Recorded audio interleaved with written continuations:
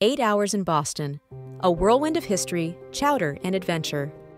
Welcome, travelers. Got 8 hours in Boston? Perfect! That's just enough time to cram in history, chowder, and maybe even a selfie or two with a statue you'll pretend to know all about. Let's dive into a whirlwind itinerary that'll have you feeling like a local, or at least like you could play one in a movie. Ready? Let's go! Kick off your day at Boston Common, the oldest public park in the U.S. You know it's historic when even the squirrels look dignified. Snap a few pics, breathe in that fresh air, and take a moment to feel superior for being up early enough to enjoy it. From Boston Common, follow the famous Red Brick Freedom Trail, which is basically history's version of Connect the Dots. Since time is short, hit the highlights. Massachusetts State House. Ooh and ah at the Golden Dome. It's shiny and screams important. Granary Burying Ground. Say hi to Paul Revere, Samuel Adams, and other VIPs from the past. Old State House. Fun fact, a revolution started here. No big deal. Pro tip, wear comfortable shoes because history is a lot more fun when your feet aren't crying.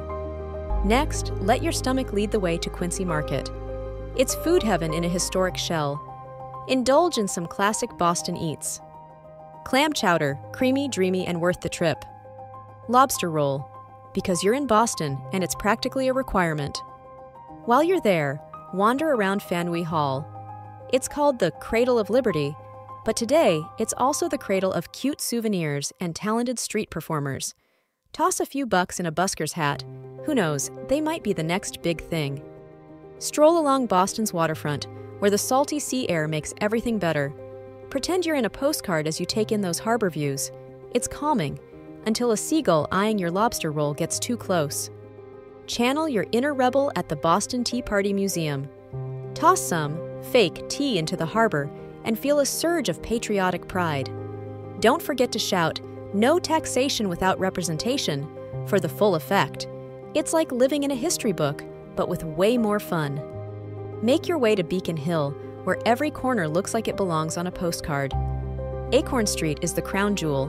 It's cobblestoned perfection. Be careful though.